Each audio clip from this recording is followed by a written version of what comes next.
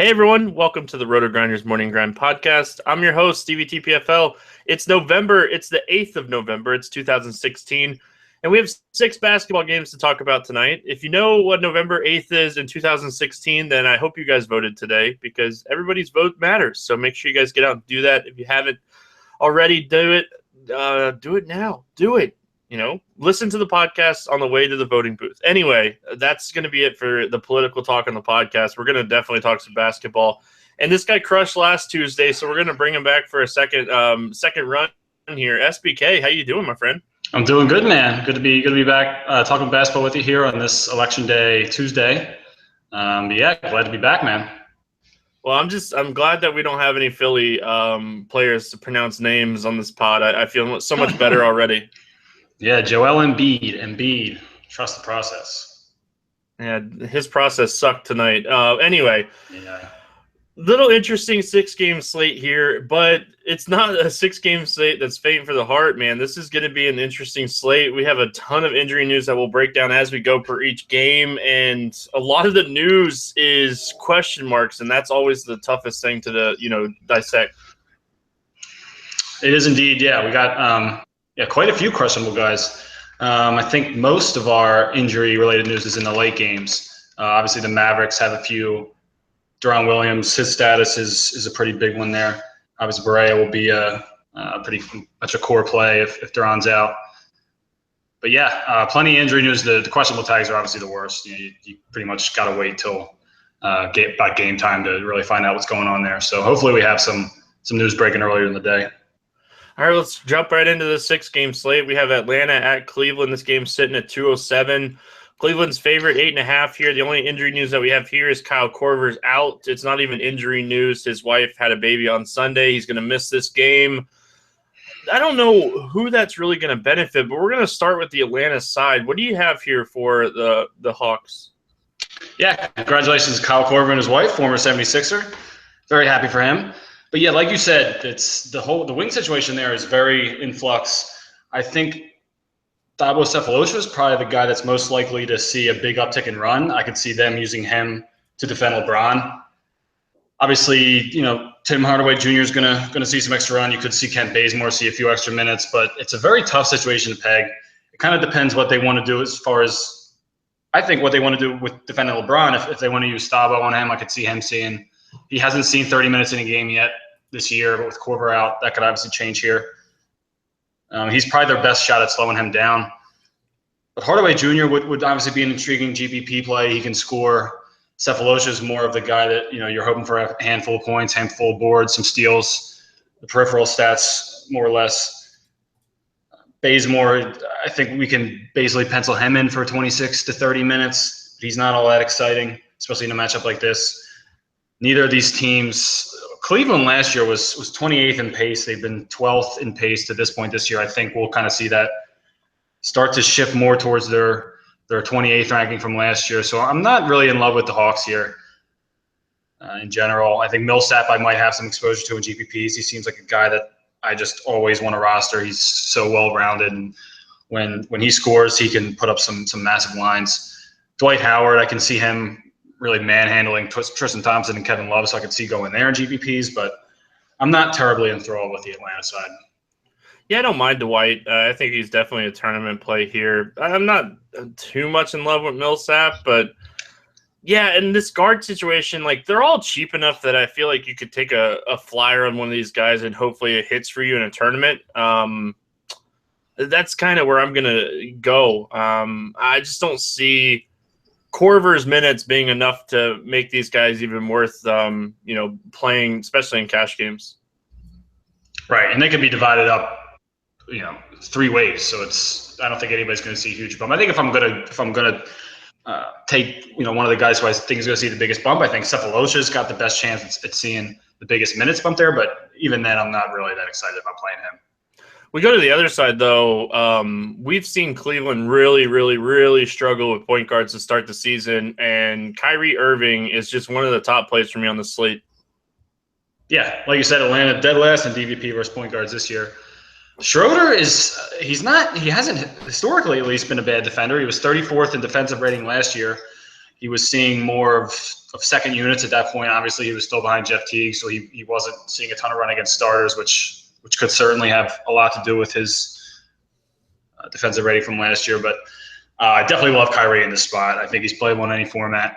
I think you could say the same about LeBron. What do you think about the Cleveland side? I'm definitely going to have a lot of Kyrie on the slate. He's definitely a guy I'm going to be playing a lot. I think Millsap could actually guard Love on the three-point line. So I think Kyrie and LeBron are going to be the two beneficiaries here. And I guess I don't even mind J.R. Smith with Kyle Korver being out.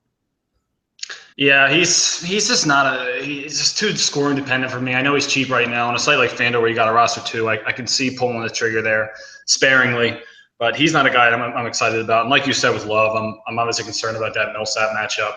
I don't think Tristan Thompson matches up well with Dwight. I'm not going to have any part of him. So it's basically just Kyrie and LeBron for me. Yeah, Thompson's going to be in foul trouble early if they feed Dwight the ball, and I expect them to go to Dwight quite a bit. And he's going to be a good pivot off this next guy that we're going to talk about in this next game. We have Memphis at Brooklyn. This game's sitting at 205. Minnesota's favored by 4 here. We do have a bunch of injury news here. Obviously, Ricky Rubio is still out with the elbow injury. Randy Foye is probable to return in this game tonight. Jeremy Lin is still out with the hamstring injury, and Vasquez is day-to-day. They have not said questionable. They have not said doubtful. They have not said anything about his injury going into tonight's game. Yeah, I mean, I think really regardless of whether he's active or not, I think I'm going to have a lot of exposure to Kilpatrick. Sean Kilpatrick has been awesome so far in his limited run with Lin out. He was fine really before Lin went out. He's got a 26.1 usage rate, 35th in the NBA.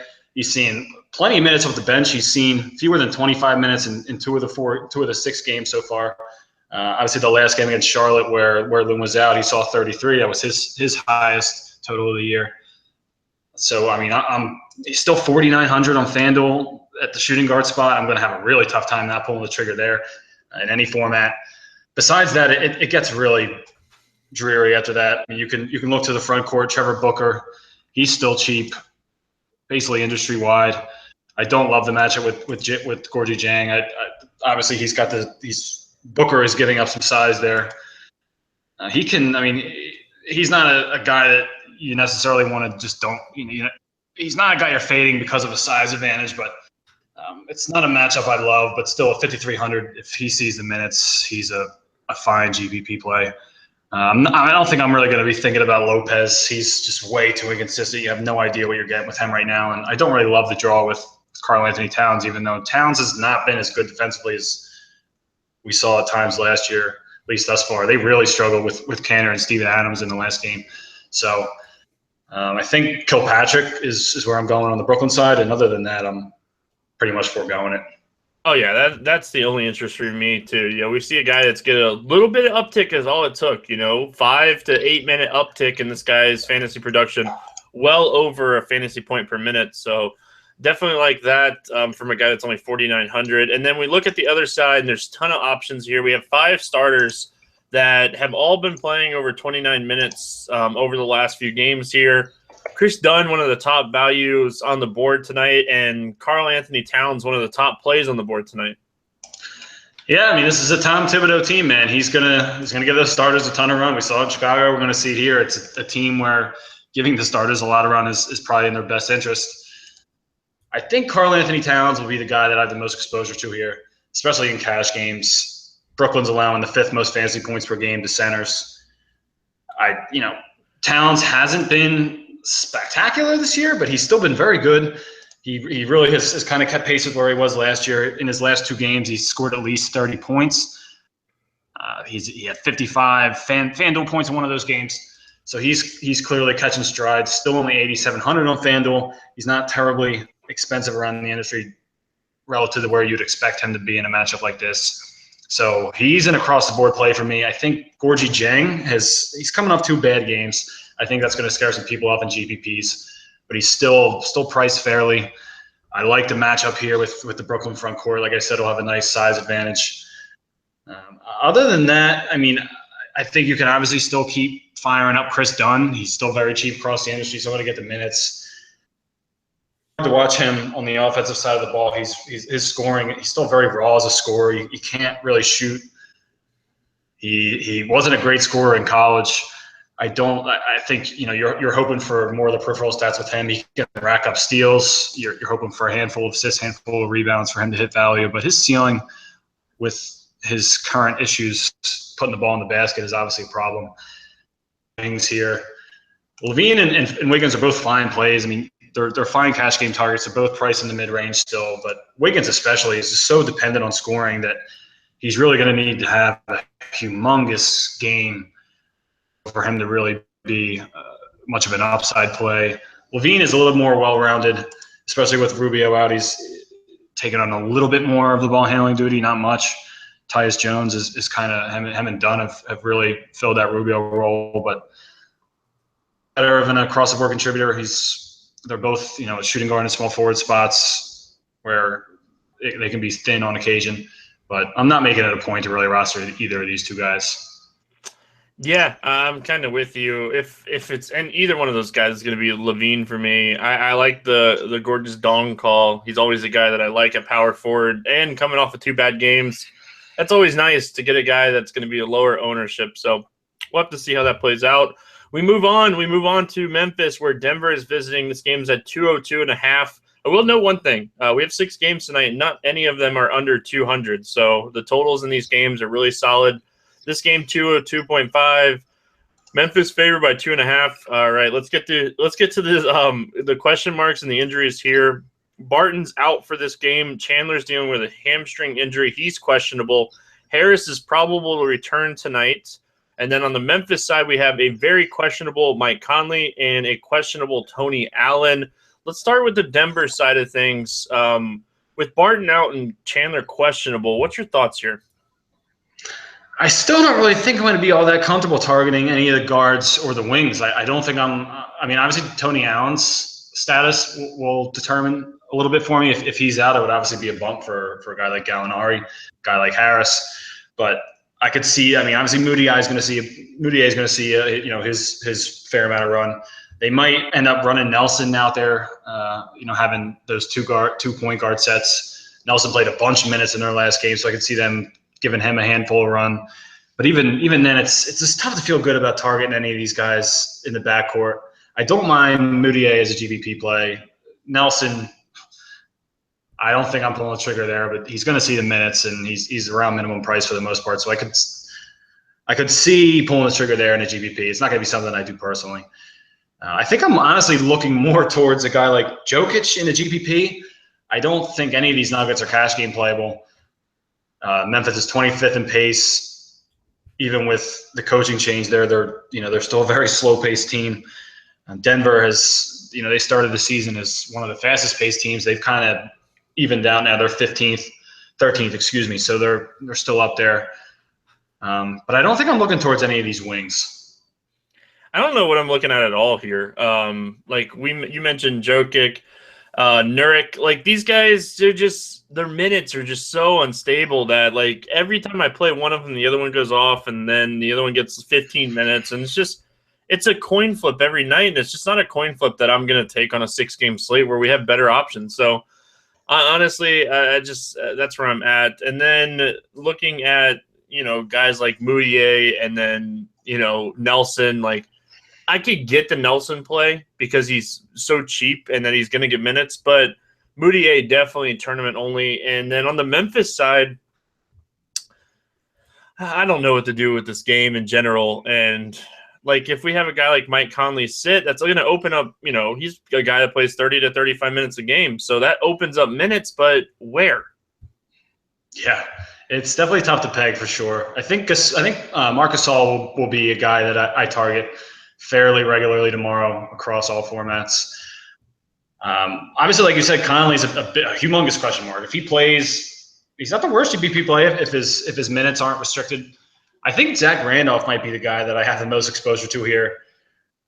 They've been talking about the fact that they need to get him more involved later on in the game. He hasn't really – they've been closing with JaMychal Green a lot, and I think that they are now realizing that Randolph is the better body to have in there at the end of games. So you could see his minutes hop up by 5 or 6 minutes a game. his minutes have been kind of all over the map so far. It's been a little strange. That 6-man role they're still kind of figuring out how they're going to work him in there. But he's priced in the mid-range at power forward spot. It's not obviously it's a fairly good draw with Denver. They're still vulnerable in the front court. It seems like that's been that way forever. So Z-Bo is a guy that I think I'll be targeting some as a mid-range GPP play to try to be different at the power forward spot. But yeah, I mean, it's just not a game that you feel real good about. Obviously, Memphis is playing up in pace a little bit, but I think other than Gasol and Randolph and some GPP lineups, that'll be about it for me. What are you thinking here for Parsons as far as minutes? We've seen him return. He played 22 minutes. He couldn't buy a bucket. He was awful shooting the basketball. But, like, that rust is going to come off, and he's under 6K on FanDuel, and it always stands out to me on small forward. Yeah, I don't hate the call. I mean, the 22 minutes, I think we'll see a modest bump from that. It's very hard to guess at this point. Maybe 25, 28 at best. But at 5,900, I'm not pulling the trigger there. He's still priced a little bit too high, given the fact that he's not playing a full minutes load. So I won't be pulling the trigger there personally. All right, we'll have one more bad game, Parsons, and then let's get the minute bump, and you be around like 56, 5,700 your next game, and that's when we can jump on. I agree with you on Marc Gasol. I think he's an interesting play. Zach Randolph, I like what you're saying here, and I hope it's true. I'll have some tournament exposure because of the matchup against Denver. We love power forwards against Denver. Oh, Phoenix at Portland's our next game here. This game is 217. We have a 7.5 favorite in Portland, and we have no injury news here. This is one of the better games to target, and we know who's playing, so that's always a good thing. Yeah, this is my favorite game to target. Both these teams play at extremely fast paces. Phoenix is third in pace right now. Portland's ninth. The 8.5 spread is mildly concerning. Obviously, the Suns have played a few blowouts already, but the 215.5 over under, at least that's where it opened. I think that could breed plenty of fantasy goodness here. You kind of know where you're looking on the Portland side. You know, you're going Lillard and McCollum. Anything in the front court it's basically a lottery ticket. It's really tough to tell what you're going to get from Plumlee on a night-to-night basis. Aminu is generally the same way. Lillard, I think I'll have a ton of exposure to. His price is creeping up across the industry, which is getting a little bit concerning. He's still not necessarily in that elite category with a guy like Westbrook or even might not be fair to say he's not in the Chris Paul category anymore. But he's still not an elite point guard. He's creeping up towards 10K on FanDuel. He's definitely getting up there. But Phoenix has been brutal against point guards so far, fifth most fantasy points per game. This game's going to be up and down throughout. I'll have plenty of exposure to Lillard, even with his price jumping on a few sites.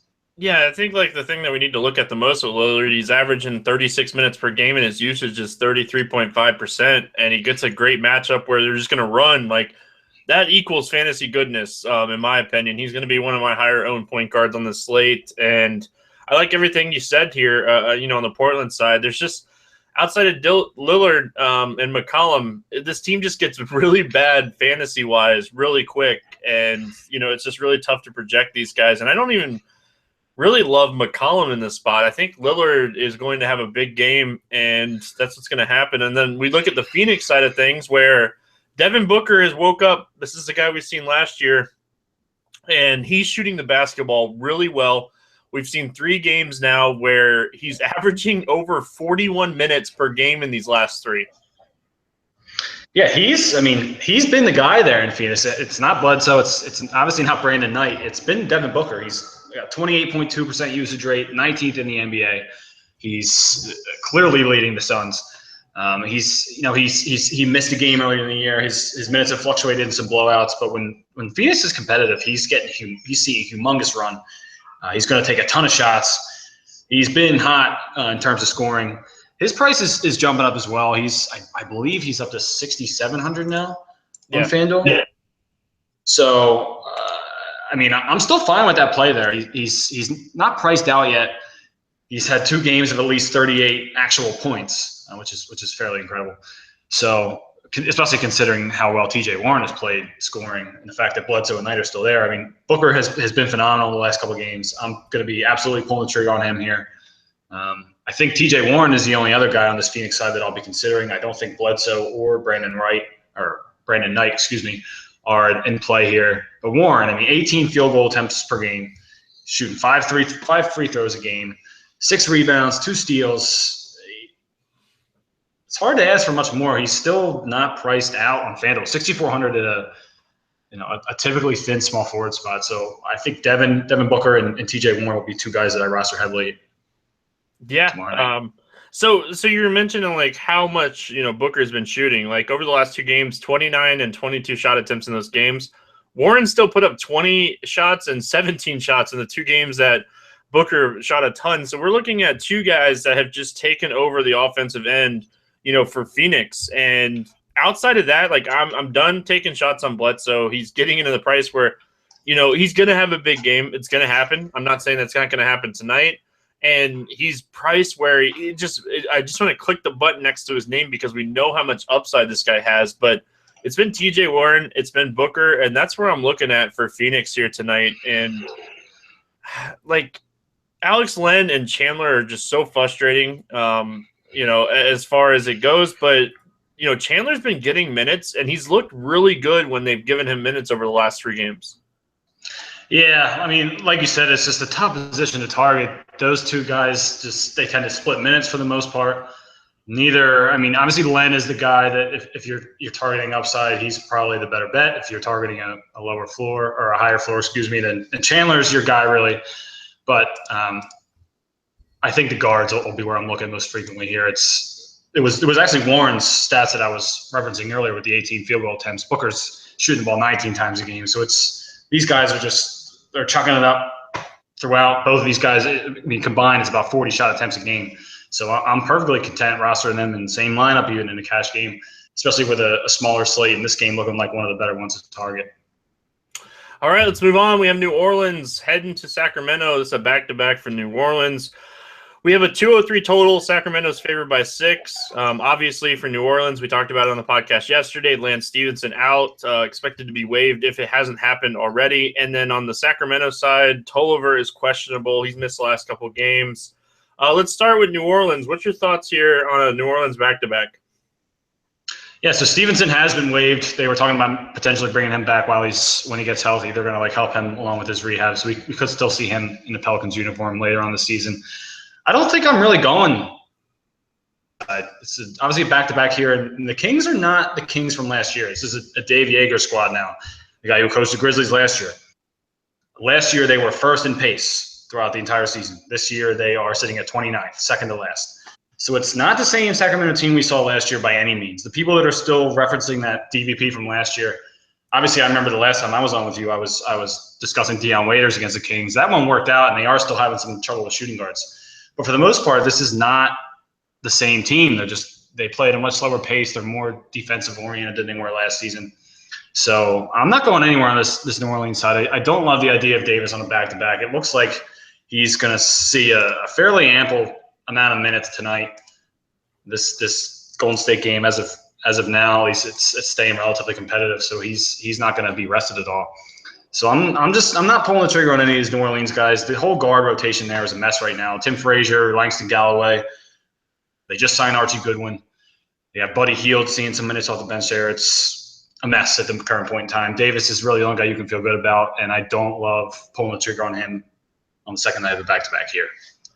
Yeah, that game just ended. So if you guys were watching that game last night or, then you know exactly where we're at as far as, the podcast goes. And so we see Davis, he played 35 minutes, and this would be actually the second back-to-back of the season. He hasn't played well in back-to-backs this year. It's a very, very, very, very, very small sample size, only 2 games or 2 back-to-backs. He's priced up. I'm not telling you not to play Davis because I still like him in this matchup. I just don't see anybody really, matching up well with him outside of Boogie, and we'll see if that actually happens. I don't know if that's necessarily going to happen either. The one guy that kind of stands out to me here is I was going to be, I watched a little bit of this game, but I wanted to see what Moore's role was going to be, and he continues to get these minutes, and I feel like in a back-to-back, I don't trust Tim Frazier. I actually like Moore in tournaments here. I don't hate the call. He's, especially on a site like FanDuel where you got to roster 2 shooting guards. I definitely don't hate the idea of that. His minutes have been fairly consistent. He's almost kind of settling into a similar role where he was with Chicago last year, where he's playing big minutes. You know, when Butler was at least, he's playing big minutes. He's scoring. He's not giving you much else outside of that. But he tends to be around 20 fantasy points. At 4,400 on a site like FanDuel, it's obviously that's a fine return in a cash game. But I don't think personally I'm going to be going there. I think I'm just going to kind of stay away from this New Orleans side and hope for the best. There's one other guy. Yes, there is one other guy that I like here, and it's Buddy Hield. We talked about him on the pod yesterday. We said that he was blowout proof, and in a non-blowout game, he still managed 28 minutes in this game against Golden State. Filled up the stat sheet as far as rebounds and points go. Shot the ball 10 times here. Like, he's min salary almost everywhere on every site. He's going to be a guy that I look at if I'm going to be trying to fit in a Lillard Davis lineup, trying to get the big studs in here. I don't mind that call. I mean, he's played at least 23 minutes in the last 3 games. They seem to be wanting to get their bench more involved, and New Orleans has not. They've been very quick to go to their bench when their starters aren't getting it done. It seems like Davis is the one constant you see there, but other than that, they tend to give these bench guys a lot of run when things don't go well initially. So I don't have an issue with Hield as a GPP play. Same with Moore. The point guards there just make me too nervous at this point. I could see Frazier having a bounce back game. It wouldn't shock me by any means. But it's just not a direction I'm looking. Sacramento hasn't been bad against point guards. They've tended to struggle against wings, and they've had some issues with power forwards so far. They've been good against centers. So it's just not a place that I'm going to be looking very often here. All right. Well, I guess it's not really injury news, but Darren Collison expected to make his start here. The 8-game suspension is now over for him in Sacramento. Have you heard if he will be starting? I would guess he'd be starting, right? Yeah, they had noted that Ty Lawson is going to see a pretty substantial bump down in minutes. He just has not really gotten the job done there. He's been okay. He hasn't hurt them necessarily, but he certainly has not took the job and run with it. So Collison's going to be the guy there going forward at point guard. I don't have a problem with pulling the trigger on him in a GPP. I don't. There's not really a good reason for them to limit his minutes. It's not like it's been an injury related thing. So as long as his conditioning has been up to par since the season started, he should be fine to take on a normal minutes allotment. It is tough to say what Lawson's role will be. So obviously for that reason, it's kind of a GPP only spot for me. 1,000% fine with targeting Boogie. His price is falling on some sites. I don't remember the last time I've seen him under 10K on FanDuel. It seems like it's been a while. I know there has been some times over the last few seasons where he's been there, but anytime he's under 10K at the center spot, I'm definitely going to think hard about it. Obviously, like we said, it's a Sacramento team that's playing at a much slower pace than they were last season, but still, Cousins is third in the NBA in usage rate. He's obviously the main guy there. That's not going to change. Even Rudy Gay, I'm fine with. He's a fine mid-range play on a site like FanDuel where you have to roster 2 small forwards. I'm fine with him really in any format. New Orleans is playing at a fast pace. They've been 7th highest so far. So I think the king side will be where I'm looking more frequently, but I don't even know how much exposure I'll have to that side. I think Cousins is a potential cash game play for me, and same with Gay, but they're not going to be guys that I'm actively trying to target and make sure they're one of the first couple guys in my lineups.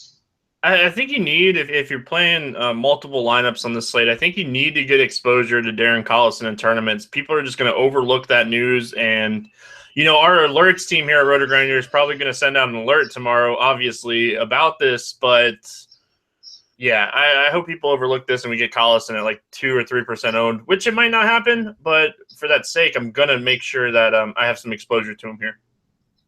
It really does depend on what kind of report we get as far as minutes. I think if we get a report early in the day where they say that he's going to see his full allotment of minutes, then I think, we could get him we could see him as high as 10, 15% in GPPs. This isn't a terribly exciting game, even on a 6-game slate.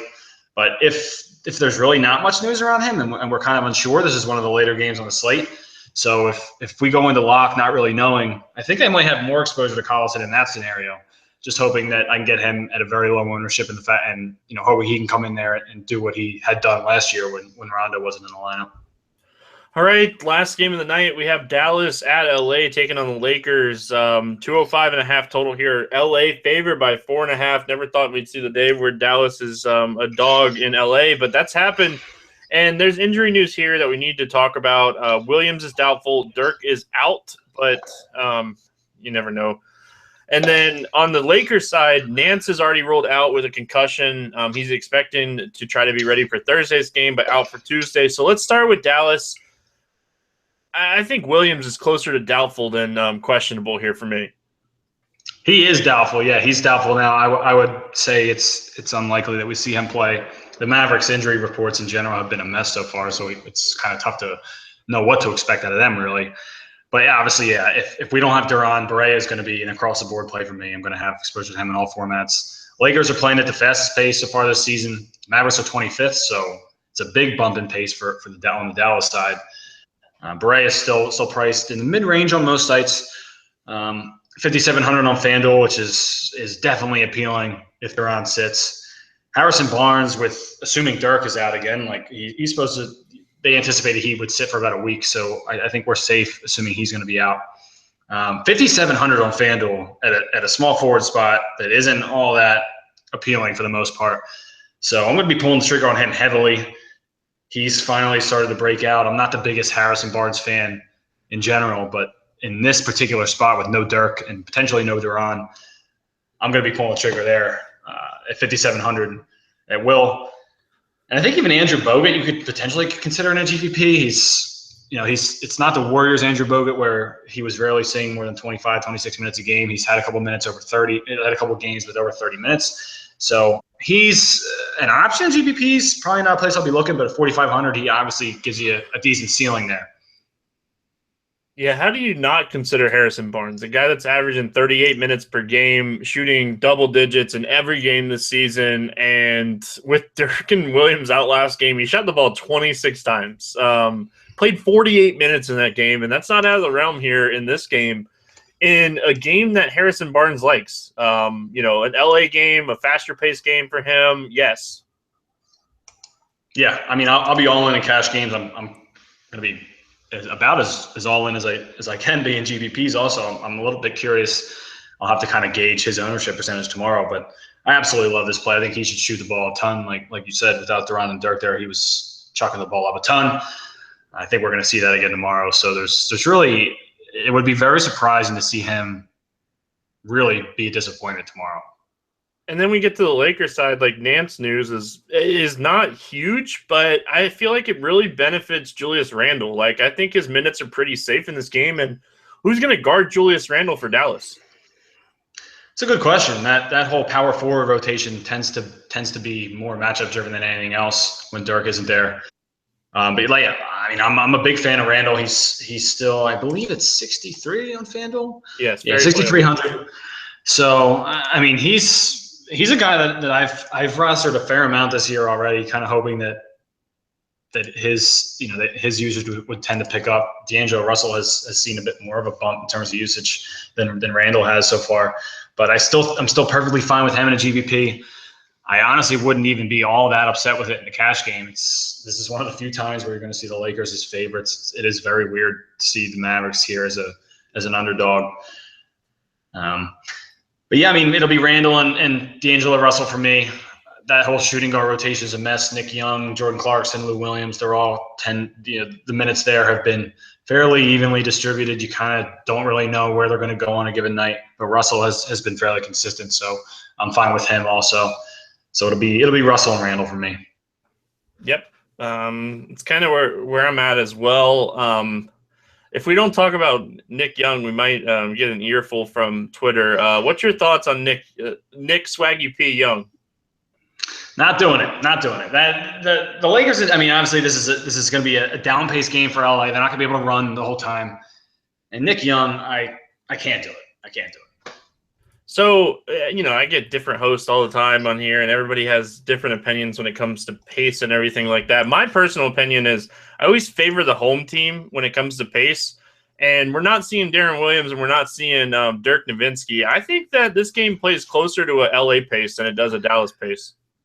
I agree with you. I agree with you there for sure. The fact that no Dirk and no Duran should help matters in terms of pace. So this could be a very enticing game to target if it stays close.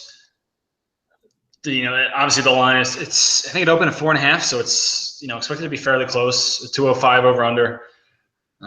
So I mean, a game stack isn't out of the question here. Like you said, I like the point about Dirk and Duran being out. That should help the pace there. It's just kind of that Dallas side outside of Barnes and Barea is just very tough to peg, and that Lakers shooting guard rotation is also relatively in flux. So it's just hard to feel comfortable about a lot of these guys. Yeah, I just wanted to get your take. But like I said, I get a bunch of different guys on here, so it's good to get a little bit of different takes on certain things. I have my opinion, obviously. All right, let's move on. We have the rosters section. If you guys haven't checked out our sponsor, rosters.com, check them out. Use promo code Grinders. That way you guys get incentives here at RotoGrinders. And let's start.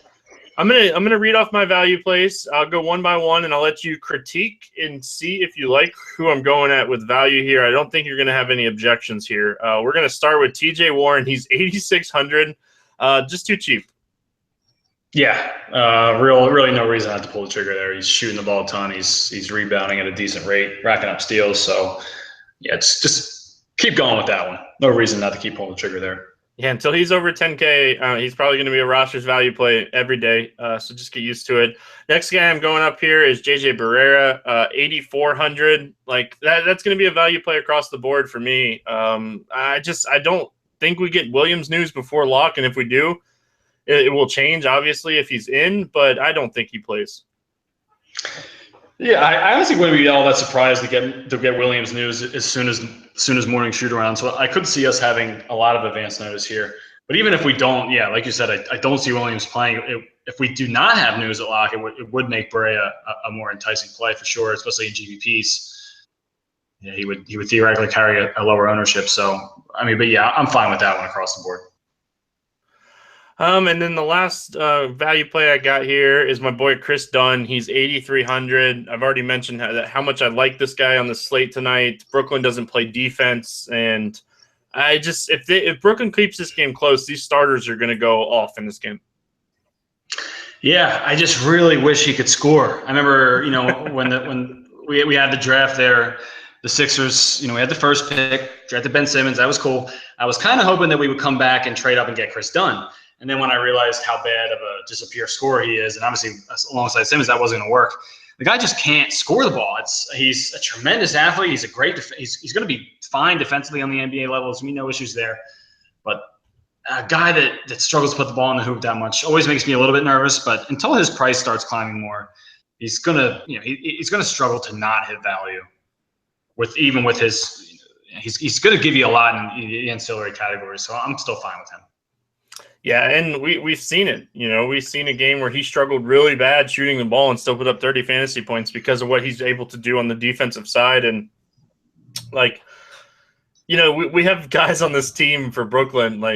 It's just there's a ton of potential for Dunn to pick up a ton of steals here. So, anyway, that's where I'm going at with my value plays. Any final thoughts before we get out of here, SBK? No, I kind of like that little tidbit you mentioned there about the Brooklyn guards. It's a lot of guys that aren't really used to handling the ball much at the NBA level. So, yeah, I think we could see a nice upside for steals from not only Dunn but also Levine and Wiggins. So that's a nice point you put out there. But other than that, I mean, it's a nice little 6-game slate here. Obviously, a little marginalized with the election tomorrow night, but I still think it'll be an exciting night of basketball. That Portland Phoenix game will be my most heavily targeted game, but it's outside of that Memphis Denver game. I think I'll and that maybe even that New Orleans Sacramento game, I'll be having a fair amount of exposure to a lot of these contests here. There's definitely some fantasy goodness to be had. A lot of fantasy goodness. Your job is going to be tough tomorrow, making sure that we have alerts for all these basketball guys. So we all appreciate what you guys and the alert teams do every day. And my phone, I love seeing alerts pop up on my phone. So if you guys haven't checked out, make sure you guys check out the alerts over at RotoGrinders. SBK and that team does a great job. So I appreciate you joining me. And until next time, good luck in your contest tonight, guys, and we'll see you then.